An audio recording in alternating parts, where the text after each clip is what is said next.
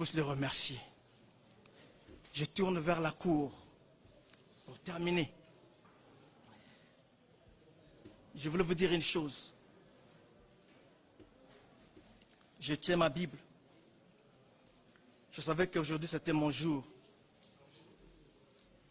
J'ai voulu le dire avec la Bible en main. Ça fait plus de 2 ans que je n'ai pas parlé avec un micro.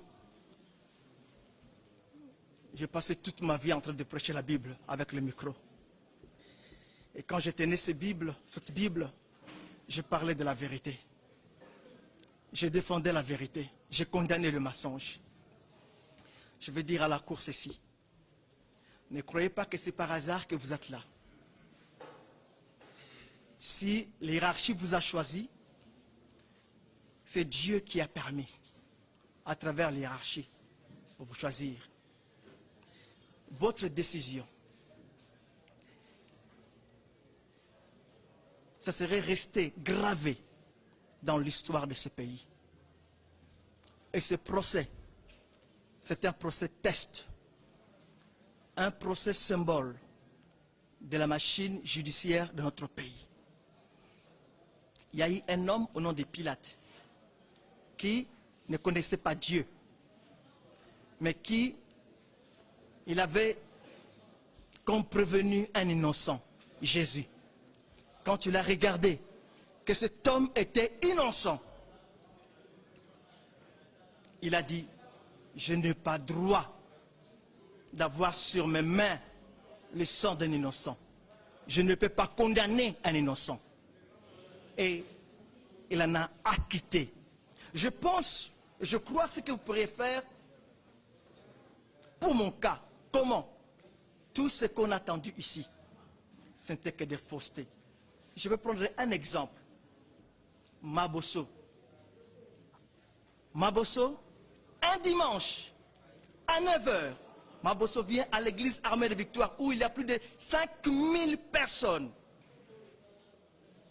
Maître Billet a dit, à 9 h, pendant la prière, où il y a plus de 5000 personnes à 9 h du matin, j'ai vu un monsieur en tenue, policier d'Angola. J'arrête le culte. Je dis, aujourd'hui je ne prêche pas. Entre dans mon bureau. Et mon bureau, qui aujourd'hui d'ailleurs, la partie civile occupe ce bureau, le docteur Ngalassi, et je crois que leur allié, son allié, a pu visiter mon bureau là où j'étais. Ce bureau qui mesure 10 mètres sur 5. Mais ce jour-là, ce dimanche-là, 9 décembre, or dans la date, 9 ce n'est pas le dimanche, c'est lundi. Allez-y comprendre, allons comme ça, allons. 9 dimanche, c'est lundi, on ne sait pas, mais on part. On entre, mon bureau s'est réduit. Automatiquement, le bureau s'est réduit à 1 mètre sur 5. Où je donnerai l'argent à ce garçon. Je prendrai ce garçon, le dimanche, 9, lundi, on ne sait pas. On part chez moi, ma femme qui est censée à être avec moi comme d'habitude, les dimanches à l'église, mais ma femme se dédouble. Elle sera à la maison en train de servir de la bière, skol ou proumous, sur la partie qu'ils connaissent, à ce jeune homme, Mabosso. Si, voilà ce que je peux vous dire, si vous pourriez croire à ça, condamne-moi. N'hésitez pas devant Dieu, devant le monde invisible et le monde visible qui regarde, condamne-moi. Mais si vous ne croyez pas à ça, laissez-moi aller servir l'Éternel. Il y a des brebis de Dieu qui ont besoin de moi. Ce pays a besoin de moi. Je prends un autre exemple pour terminer. Une personne, irruption dans notre bureau.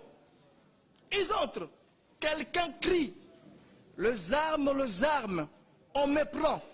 2 ans après, je dis bien, 2 ans après sur cette cour, on me montre ces armes, mais bien sûr, sans les munitions.